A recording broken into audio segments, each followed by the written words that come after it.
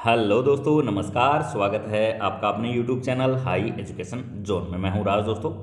और जैसे कि दोस्तों आज का जो सेशन हमारा रहने वाला है वो बेसिक क्वेश्चन का रहने वाला है, जो अक्सर एग्जाम में पूछे ही जाते हैं। ये क्वेश्चन जो है लाजमी पूछे जाते हैं और अक्सर हम गलत कर देते हैं। वही क्वेश्चन दोस्तों हम कवर कर रहे हैं और राज इलेक्ट्रिकल क्लासेस ऐप पे भी दोस्तों यही क्वेश्चन करवा रहे हैं जो एग्जाम में पूछे जाने के पूरे पूरे चांसेस रहते हैं। ठीक है, हम टोटल सिलेबस पर फोकस ना करें, उन टॉपिक पर फोकस कर रहे हैं जहां से क्वेश्चन बार बार एग्जाम में पूछे जाते हैं। शॉर्ट कोर्स हम लेके आए हैं हमारी ऐप पर। साथ में दोस्तों टेस्ट सीरीज भी डाल दी है। टेस्ट सीरीज में हमने क्या डाला, जैसे ट्रांसफार्मर का टॉपिक है तो ट्रांसफार्मर के लगभग 3 से 4 टेस्ट हमने डाल दिए टेस्ट सीरीज। अब आपने ट्रांसफार्मर की वीडियो देख ली, बुक भी पढ़ ली, उसके बाद टेस्ट जरूर लगाएं। जब तक आप टेस्ट नहीं लगाते तब तक आपको पता नहीं चलता आपकी तैयारी का लेवल क्या है। ठीक है, जैसे मैं बात करूं डोमेस्टिक वायरिंग का, तो डोमेस्टिक वायरिंग का दोस्तों हमने अलग से फोल्डर बना के उसमें अलग से टेस्ट सीरीज डाल दी है। 2 या 3 या 4 जितनी भी टेस्ट सीरीज बनती है वो डाल दी है। ठीक है, तो आपको प्रैक्टिस जरूर करनी है। जिस भी टॉपिक के अंदर आपका कम स्कोर आता है उस टॉपिक पे आपको फोकस करना है। ठीक है, देखो तैयारी करने का लेवल तो सही यही होता है। मैंने भी जितने भी आज तक एग्जाम पास किए हैं और आज तक एग्जाम पास करने की जो रणनीति बनाई है वो यही रखता हूँ कि पहले एग्जाम का से पहले टॉपिक को पढ़ो।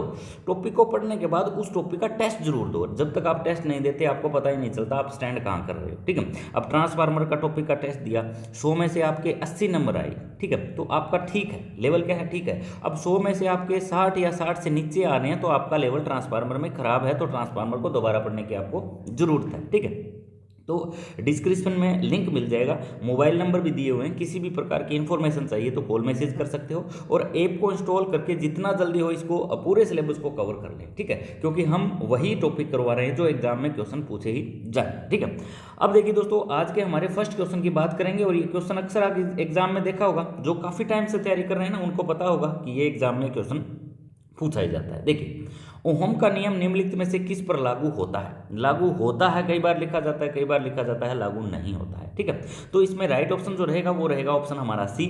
एसी और डीसी दोनों ही प्रकार के सर्किटों के अंदर ओम्स लॉ। ठीक है, ओम्स लॉ से रिलेटेड हर एक बार एग्जाम के अंदर क्वेश्चन पूछा ही जाएगा, या न्यूमेरिकल से क्वेश्चन पूछा जाएगा। ठीक है, या वीआईआर से क्वेश्चन पूछा जाएगा। ठीक है, वीआईआर में कोई मान लो आर पूछ लेंगे तो इसका फार्मूला वी/आई हो जाएगा। ये बेसिक क्वेश्चन है, ये आपको पता होंगे, आप काफी टाइम से तैयारी कर रहे हैं तो आपको पता होगा। इसमें कहा जाता है कि वोल्टेज जो होता है वो करंट के समानुपाती होता है। ठीक है, ऐसे ही पढ़ते हैं, वोल्टेज करंट के समानुपाती होता है, रेजिस्टेंस के क्या होता है, उल्टे अनुपाती होता है। रेजिस्टेंस के क्या होता है, उल्टे अनुपाती होता है। इस प्रकार से पढ़ते हैं। तो देखिए इस प्रकार से क्वेश्चन पूछा जाएगा कि कौन सा नियम बताता है कि वोल्टेज करंट के समानुपाती है, तो आप ओम्स लॉ बता दोगे।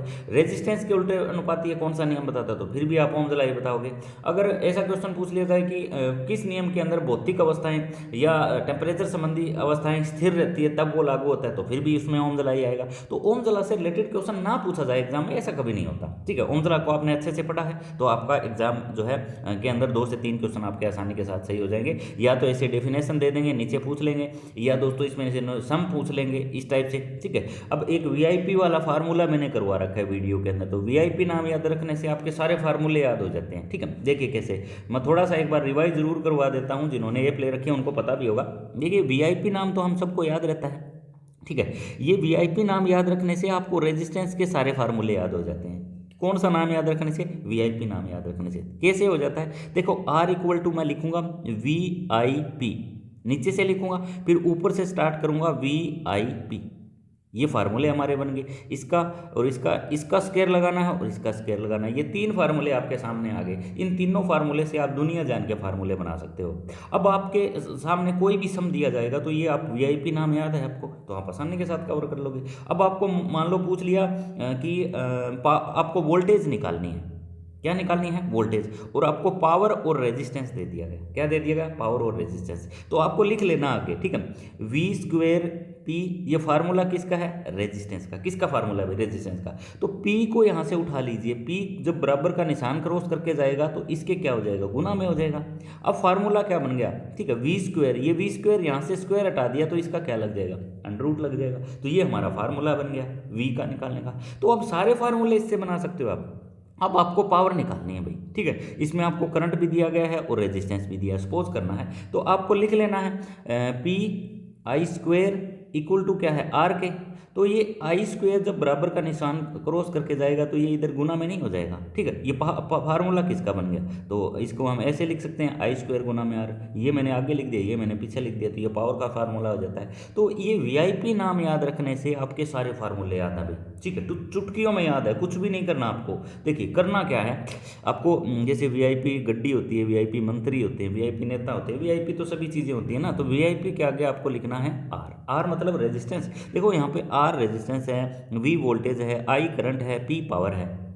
क्लियर, यही तो चीज़ें है ना इसमें। तो इसको मैंने 2 बार लिखना है, 2 बार ऐसे लिखना है, वी आई पी, नीचे से स्टार्ट करना है, ये जरूर ध्यान रखना है, फिर ऊपर से वी आई पी, बस इसका स्क्वायर लगा देना, इसका स्क्वायर लगा देना, यहाँ पे डैश लगा लीजिए, ये हमारा फार्मूला बन गया वी स्क्वायर का। अब आपको क्या निकालना है, आप इसमें आसानी के साथ तो निकाल सकते हो, कोई भी चीज़ पूछ ली जाए, पावर, रेजिस्टेंस, वोल्टेज, करंट, कुछ भी पूछ लिया जाए, आप इस फार्मूले से, वीआईपी नाम के इसे फार्मूले से कुछ भी निकाल सकते हो। आपको ना तो सारे, अब ऐसे एक सर्कल होता है, ठीक है, इस सर्कल के अंदर यहाँ पी के फार्मूले दिए होंगे 3, यहाँ आर के फार्मूले दिए होंगे 3, ठीक है, यहाँ हमारे करंट के फार्मूले दिए होंगे 3, ये सर्कल आपने सभी ने देखा होगा, ठीक है। यहाँ हमारे वोल्टेज के फार्मूले दिए, ये सर्कल याद नहीं रखना, पूरा पूरा सर्कल आपको याद ही नहीं रखना, आपको सिर्फ नाम याद रखना है वीआईपी। वीआईपी नाम याद रखने से ही आपके सारे फार्मूले चुटकियों में कवर हो जाएंगे।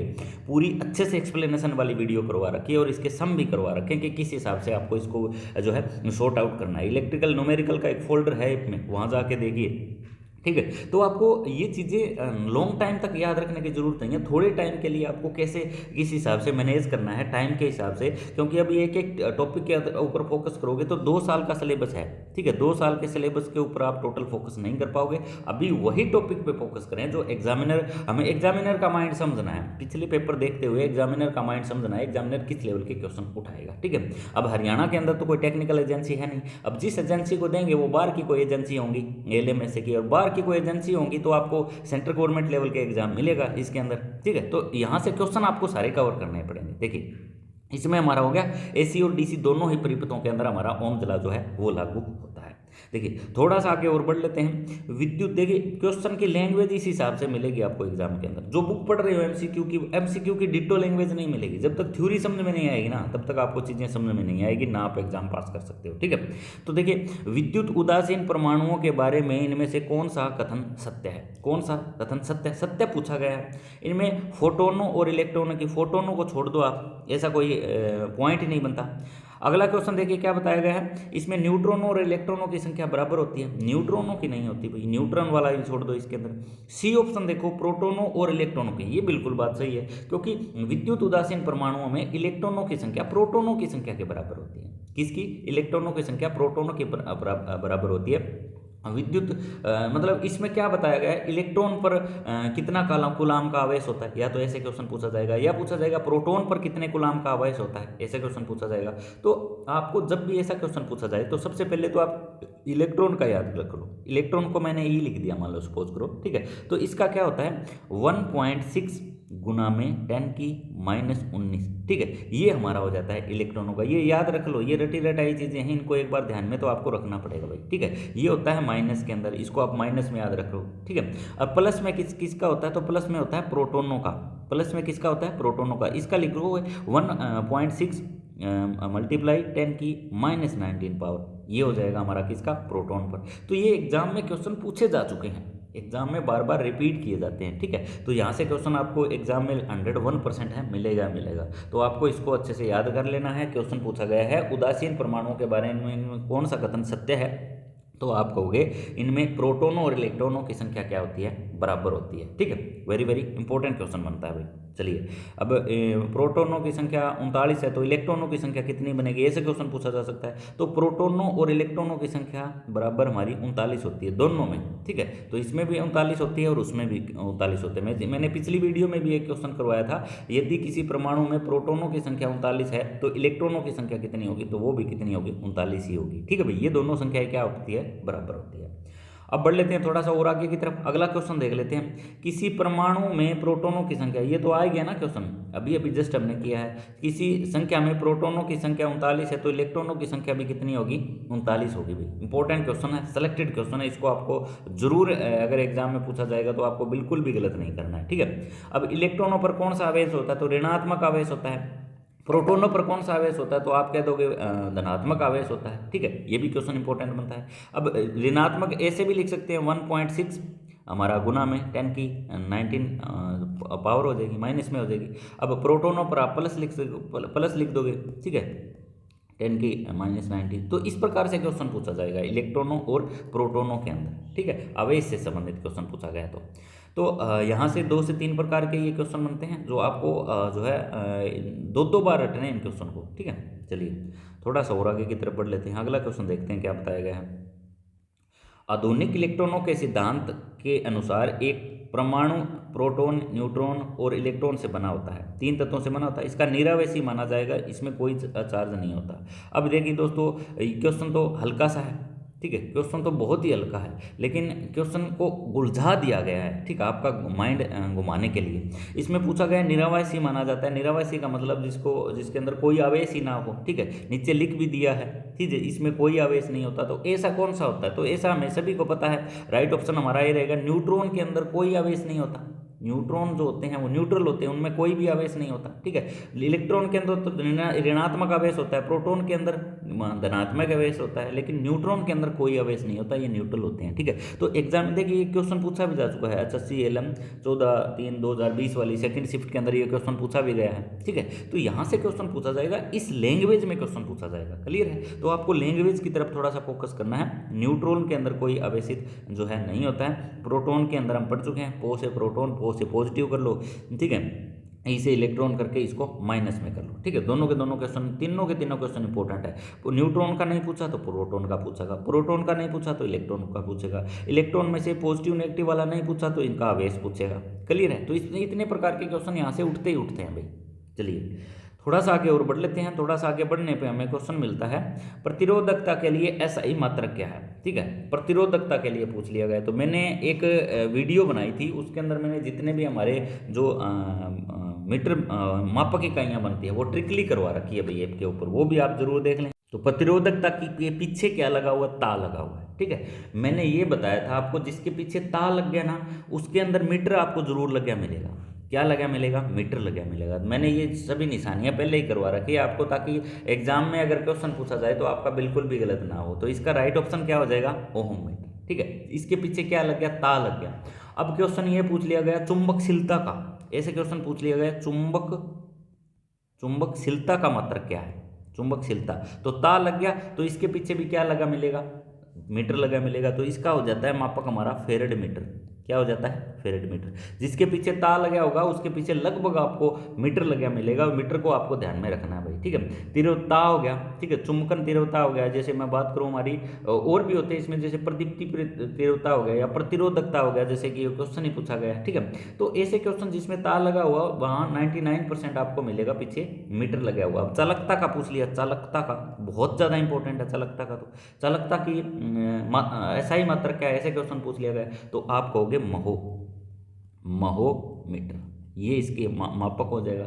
तो इस प्रकार से क्वेश्चन एग्जाम में पूछे ही जाएंगे। आपको मापक इकाइयाँ की वाली ट्रिकली वीडियो नहीं देखी है ना, तो आपके 4-5 क्वेश्चन गलत हो जाएंगे भाई, ठीक है। मैंने प्रदीप्ति वाली एक ट्रिक बनाई थी, प्रदीप्ति, ठीक है, प्रदीप्ति जो है एक लड़की है प्रदीप्ति, ठीक है। प्रदीप्ति को किस में मापते हैं, तो प्रदीप्ति को मैंने बताया था ना, लक्स साबुन से नहाती है। तो ऐसे क्वेश्चन ट्रिक बना ली थी हमने। अब लक्स साबुन से नहा के वो क्या करती है, ठीक है, ऐसे भी बताया। तो वो लेमन पीती है, तो ल्यूमन कर दिया था। तो प्रदीप्ति हमारा पूछ लिया जाए पुंज का, प्रदीप्ति पुंज का पूछ लिया जाए तो हो जाएगा लेमन, ल्यूमन हो जाएगा। फिर वो तीव्र गति से चलती है, क्या चलती है, तीव्र गति से चलती है। तो तीव्र गति से चलती है मतलब इसका क्या हुआ कि वो कैंडल की रोशनी में चलती है, तो कैंडला हो जाएगा। तो इस प्रकार से मैंने ट्रिक के लिए चीज़ें आपको बताई थी, तो आपको इनको एक बार जरूर देख लेना है, ठीक है। वो वीडियो एक बार जरूर देख लेनी चाहिए। ऊर्जा का मात्रक कई जगह तो वाट आवर दे दिया जाता है, कई बार इलेक्ट्रॉन वोल्ट दे दिया जाता है, कई बार kWh दे दिया जाता है, कई बार BOT दे दिया जाता है ऊर्जा का मात्रक। तो ये सभी क्वेश्चन आपके सही रहेंगे इसमें, ठीक है।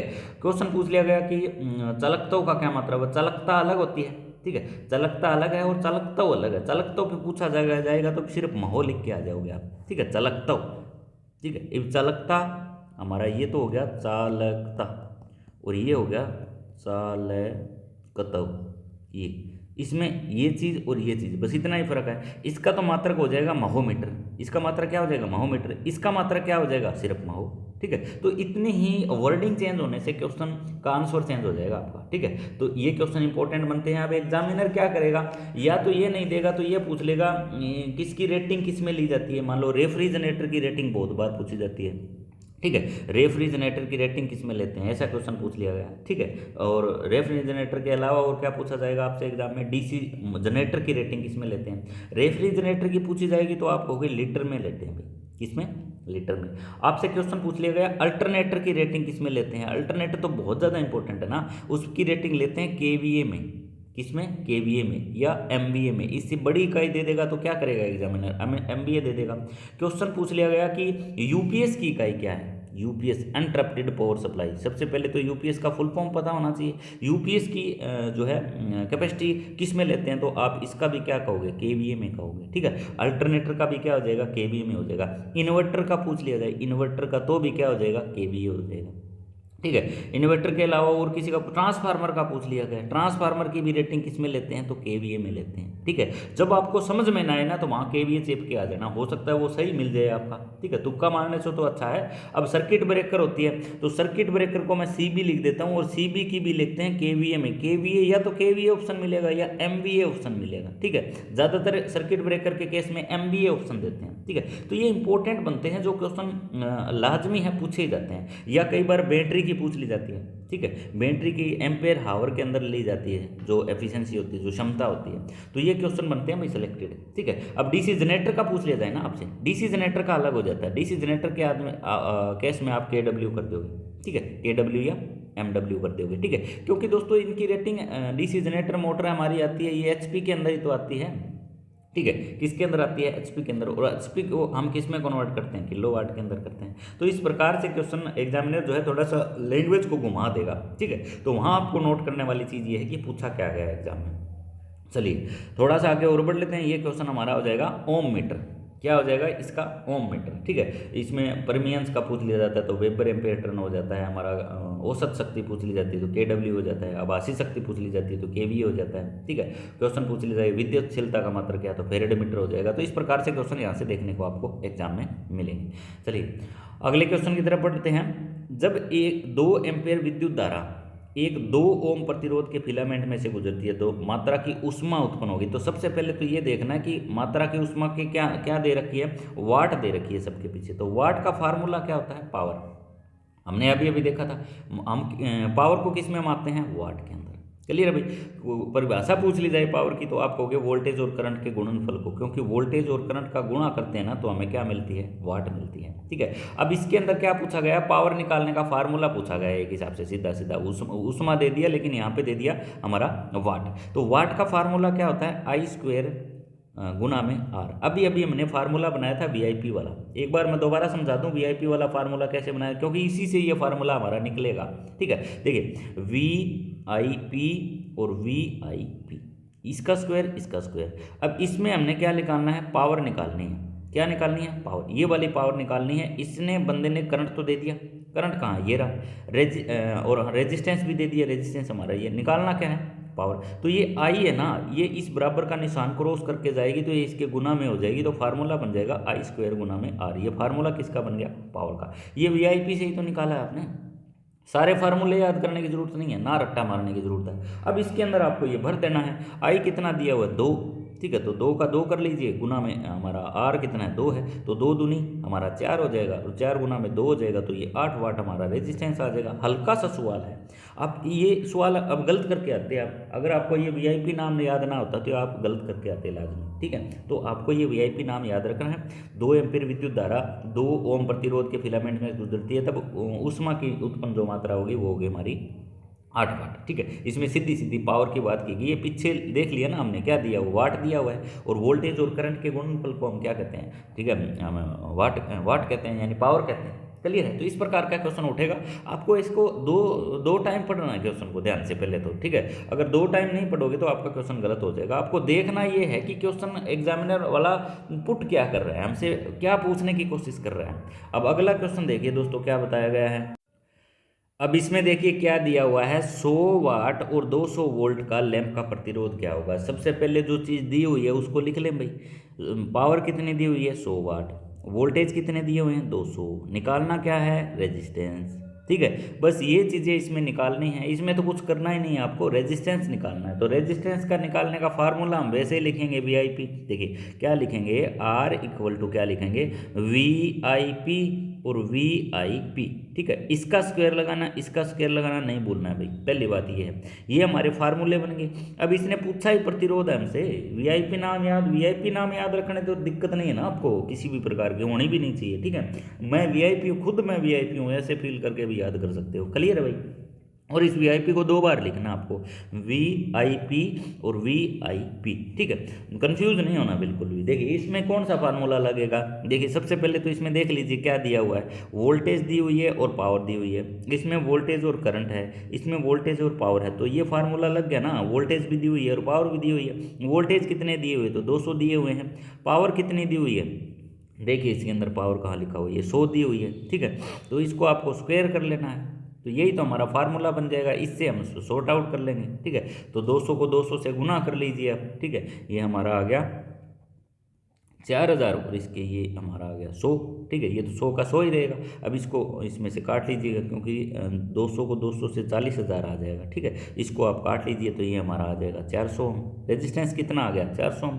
बस इतना सा सवाल था, ठीक है। तो आपको इसमें देखना ये है क्वेश्चन कह क्या रहा है, और आपको फार्मूला लिख लेना है। फार्मूला लिखते ही आपके आंसर आ जाएगा, दिमाग में ही आंसर आ जाएगा। अब ये क्वेश्चन सिलेक्टेड है, इंस्ट्रक्टर इलेक्ट्रिशियन इंस्ट्रक्टर में क्वेश्चन पूछा जा चुका है। अब चाहे इंस्ट्रक्टर का एग्जाम हो चाहे किसी भी लेवल का एग्जाम हो, क्वेश्चन तो ये पूछे जाएंगे, हल्का सा क्वेश्चन देंगे, ठीक है। तो यहाँ से आपको वीआईपी नाम याद रखने से यूँ समझ लो आपका 10 नंबर का काम बन गया, ठीक है। 10 नंबर आप आसानी से कर सकते हो। चलिए थोड़ा सा आगे और बढ़े। किसी पदार्थ का विशिष्ट प्रतिरोध क्या होता है, यानी किसी भी पदार्थ का स्पेसिफिक रेजिस्टेंस पूछ लिया, ठीक है। किसी पदार्थ का स्पेसिफिक रेजिस्टेंस क्या होता है, तो राइट ऑप्शन हमारा क्या हो जाएगा ओम सेंटीमीटर हो जाएगा। स्पेसिफिक रेजिस्टेंस, ठीक है। ये हमारा एक तो रेजिस्टेंस हो गया, एक स्पेसिफिक रेजिस्टेंस हो गया, ठीक है। तो इसको मापेंगे हम ओम सेंटीमीटर के अंदर, ठीक है। इसको लिख देते हैं ऐसे, कई बार ऐसे इसका सिंबल सा होता है, ठीक है। ये हमारा L इक्वल टू ए, ठीक है। अब कई बार क्वेश्चन ये पूछा जाएगा कि एक तार की लंबाई बढ़ा दी जाती है 2 गुना और उसका एरिया कम कर दिया जाता है 2 गुना। तो इसकी हमने स्पेशल एक ना वीडियो अपलोड कर रखी है, तो वो वीडियो जरूर देख लें, ठीक है। ये लंबाई चौड़ाई तार का, एक तार के टुकड़े की लंबाई 2 गुना बढ़ा दी जाती है, फिर उसका एरिया कम कर दिया जाता है। तो ऐसा क्वेश्चन पूछा जाएगा भाई, ठीक है। तो वो एक बार आप वीडियो जरूर देख लें, क्योंकि उससे आपके सारे डाउट क्लियर हो जाएंगे। अगला सवाल जो है फिर न्यूमेरिकल से ही संबंधित है। देखिए क्या बता रहा है, एक विद्युत बल्ब 200 वोल्ट आपूर्ति पर 100 वाट की शक्ति देने के लिए बनाया गया है। बल्ब में प्रवाहित होने वाली धारा का मान आरएमएस मान, आरएमएस उरमस का कोई चक्कर नहीं है भाई, सीधी आपको करंट ज्ञात करनी है इसमें, ठीक है। क्या याद ज्ञात करनी है करंट, ठीक है। ये तो आरएमएस उरमस तो एग्जामिनर घुमाने के लिए पूछता है आपसे, क्लियर है भाई। अब क्या पूछा गया है इसमें, आपको धारा का ज्ञात करना है, धारा का मान ज्ञात करना है। इसके अंदर 200 वोल्ट की आपूर्ति और 100 वोल्ट शक्ति की जो के लिए बनाया गया है। तो इसमें आपको क्या निकालनी है, धारा निकालनी है, ठीक है। तो सबसे पहले इसके अंदर आप पावर निकाल लीजिए। पावर किसको कहते हैं, तो पावर कहते हैं वोल्टेज और करंट के गुणनफल को। वोल्टेज और करंट के गुणनफल को हम क्या कहते हैं, पावर कहते हैं। तो इसमें क्या क्या दी हुई है, एक बार चीज़ें नोट कर लेते हैं पहले। तो इसके अंदर हमें पावर दे दी है एक तो, ठीक है। तो पावर लिख लीजिए, पावर कितनी है 100 वाट है, और वोल्टेज कितनी है तो 200 वोल्ट है, ठीक है। वोल्टेज दी हुई, तो हम क्या कहते हैं वो पावर किसे कहते हैं, तो आप कहोगे वोल्टेज और करंट के गुणनफल को हम क्या कहते हैं, पावर कहते हैं। वोल्टेज और करंट के गुणनफल को हम क्या कहते हैं, पावर कहते हैं। तो ये V को इसके नीचे ले आऊँ मैं, तो ये करंट निकालने का फार्मूला बन जाएगा V P, ठीक है। P कितना दिया हुआ है तो आप कह दोगे 100 वाट है। वोल्टेज कितनी दी हुई है तो आप कह दोगे 200 वाट है, ठीक है। तो वोल्टेज सॉरी, ठीक है। तो इसको आप सॉर्ट आउट कर लोगे तो क्या आ जाएगा 0.5, ये आ जाएगा हमारा 0.55, ठीक है। तो इसका राइट ऑप्शन हमारा क्या हो जाएगा, बी, ये वाला सही हो जाएगा, ठीक है। क्योंकि 200 का जब 100 से भाग देंगे तो ये कितनी देर देते चलो, ये लास्ट में 0 आ जाएगा, तो 0.550 आ जाएगा। तो ऐसे आप इसको कर सकते हो। आपको ध्यान में रखनी है, डेफिनेशन भी ध्यान में रखनी है कि बता क्या रहा है। पावर किसे कहते हैं, वोल्टेज और करंट के गुणनफल को। हमने क्या फार्मूला लगाया, इस आई को आई निकालनी है तो वी को मैंने क्या लिया है, इधर लिया है, तो बराबर का निशान करो, सो के इसके यहाँ आ गया। तो ये फार्मूला बन गया 200 हमारी जो है वाट दी हुई है और हमारी वोल्टेज दी हुई 200। तो इसको आप सॉर्ट आउट करके आराम से निकाल सकते हो। हल्के हल्के न्यूमेरिकल है, आपको थोड़ा सा ध्यान देने की जरूरत है, आप आसानी के साथ जो है इसको निकाल सकते हो। अब बढ़ लेते हैं थोड़ा सा और आगे की तरफ। अगला सम क्या कह रहा है, देखिए अगला बताया कि 10 घंटे की अवधि में 200 वाट बल्ब तथा 4 200 वाट के बल्बों की उपभोग की गई ऊर्जा क्या होगी। आपको निकालनी है KWH, किलो वाट हावर, ठीक है जी। इस प्रकार से क्वेश्चन पूछा गया है, ठीक है। तो इस प्रकार के क्वेश्चन तो लाजमी है, एग्जाम में पूछे जाएंगे भाई आपसे। इस प्रकार का क्वेश्चन तो एक सम पक्का ही दिया जाएगा। आप सबसे पहले तो लिख लेने हैं बल्बों की रेटिंग क्या है, ठीक है। तो एक बल्ब तो है 100 वाट का और एक क्या है 200 वाट का है। क्लियर अभी, एक बल्ब कितना है 100 वाट का और एक क्या है 200 वाट का है। तो दोनों अलग अलग हैं। दो 100 वाट बल्बों तथा 4 200 वाट बल्बों द्वारा उपभोग की गई शक्ति। तो आपको लिख लेना है 100 वाट वाला बल्ब। 100 वाट वाला बल्ब, इसमें 10 घंटे की अवधि दे दी इसने, ठीक है। एक में दे रहा है ये 10 घंटे की अवधि, तो 10 घंटे को एक बार साइड में रख लो आप, ठीक है। 10 घंटे को मैं अलग अलग लिख देता हूँ इसको। कुल पावर ज्ञात करनी है, ठीक है। तो अलग अलग लिखेंगे तो कितना लिखेंगे, कुल पावर लिखेंगे W1 प्लस W2। कुल पावर तो ऐसी होगी क्योंकि W1 ये हो जाएगा, W2 हो जाएगा, ये हो जाएगा। अब ये तो हमारा चलता है 2 घंटे, तो 2 गुना में 100 हो जाएगा। प्लस में ये हमारा चलता है 4 घंटे, ठीक है। तो इसको लिख देंगे 200 गुना में 4, ये चीज़ हो जाएगी, ठीक है। अब इसको क्या कर लेना, आपको सॉर्ट आउट कर लेना है। ये हमारा हो जाए 10 गुना में 2, तो हमारा 200 वाट हो जाएगा। प्लस में 10 गुना में 4, तो ये हमारा 800 वाट हो जाएगा। क्लियर है भाई, ये तो हमारी टोटल पावर आ गई। अब कुल पावर हमारी आ गई 1000 वाट। क्लियर है जी, कुल पावर कितनी आ गई 1000 वाट। अब हमारा सवाल तो हो ही चुका है। अब KWH का फार्मूला क्या होता है, देखिए KWH का फार्मूला ये होता है, आपको लिखना है यहाँ पे वाट, गुना में लिखना है घंटे, बटे में इसके लिखना है 1000। ये हमारा फार्मूला होता है KWH निकालने का, ठीक है। यहाँ पे पावर लिख दो, गुना में हावर लिख दो, बटे में हमारा लिख दो 1000। ये फार्मूला किसका होता है, तो ये कहोगे आप किलो वाट हावर का होता है, ठीक है। तो पावर कितनी आ गई, अब हमारे पास 1000 आ गई भाई। पावर कितनी आ गई, इसको मैं एक बार थोड़ा सा साफ कर देता हूँ सभी को ही, ठीक है। तो अब देखिए टोटल पावर कितनी आ गई 1000, ठीक है। टाइम कितना है 10 घंटे, ठीक है। अब इसके अंदर इसको अप्लाई तो करना है, तो KWH इक्वल टू हो जाएगा हमारी, ये हमारी पावर कितनी है 1000 गुना में 10, ऐसे ही तो लिखेंगे, बटे में क्या लिखेंगे इसके 1000, ठीक है। तो ये 1000 से 1000 काट दीजिए, तो ये 10 किलो वाट हावर इसकी हमारी ऊर्जा आ गई, ठीक है। तो ऐसे आप इसको आसानी के साथ कर सकते थे, ठीक है। इसमें हमारा एक बल्ब 200 वाट का है, तो ये टोटल 200 वाट हो गई। दूसरा बल्ब चार बल्ब 200 वाट के हैं, तो ये हमारा हो गया 800। ये टोटल लोड आ गया। घंटे इसमें पहले दे दिए हैं 10 घंटे, तो आपको 10 से इसको कर लेना है, तो ये हमारा आ जाएगा KWH, ठीक है। KWH के आगे BOT भी लिखा मिल सकता है, ठीक है। राइट ऑप्शन हमारा क्या हो जाएगा, ऑप्शन डी। तो इस प्रकार से सम भी आपको दिए जा सकते हैं, जो आप आसानी के साथ कर सकते हो, कोई बड़ी इनकी कहानी है नहीं, ठीक है। तो सम को पहले देख लेना, फिर 2 बार पढ़ लेना है। 2 बार पढ़ोगे तो ये क्वेश्चन आपको समझ में आ जाएगा। अगला क्वेश्चन देखिए क्या कह रहा है, एक विद्युत हीटर को 100 वाट तथा 200 वोल्ट की श्रेणी दी गई है करंट प्रवाह, इसमें निकालना क्या है, सिर्फ इसमें निकालना आपको करंट, ठीक है। तो सबसे पहले तो आपको ये पता होना चाहिए हीटर बना किसका होता है, ठीक है। हीटर किस धातु का बना होता है, तो ये नाइक्रोम और यूरेका का बना होता है, नाइक्रोम और यूरेका का। ये हमारी मिश्र धातुएं होती है। इनकी क्वालिटी क्या होती है कि जब भी इनके अंदर करंट गुजरता है ना, तो ये हीट देना शुरू कर देती है, नाइक्रोम और यूरेका। सोल्डरिंग वायरन का हीटिंग एलिमेंट पूछ लिया जाए तो वो भी किसका बनाता है, नाइक्रोम और यूरेका का। कोई भी रेजिस्टेंस वायर पूछ ली जाए तो वो भी किसकी बनी होती है, नाइक्रोम और यूरेका की। तो इस प्रकार से क्वेश्चन पूछा जाता है। अब एक क्वेश्चन पूछा गया था कि 3 पॉइंट स्टार्टर के अंदर, जो DC के अंदर यूज करते हैं, उसके अंदर जो रेजिस्टेंस लगा होता है वो किसका बना होता है, तो वो भी हमारा नाइक्रोम और यूरेका का बना होता है, ठीक है। तो इस प्रकार से क्वेश्चन पूछे जाएंगे भी एग्जाम में। अब आ जाते हैं हमारे सवाल में, ठीक है। तो पावर कितनी दी गई है, हमारी पावर कितनी दी गई है, पावर देख लेते हैं एक बार। हमारी 100 वाट दी हुई है भाई।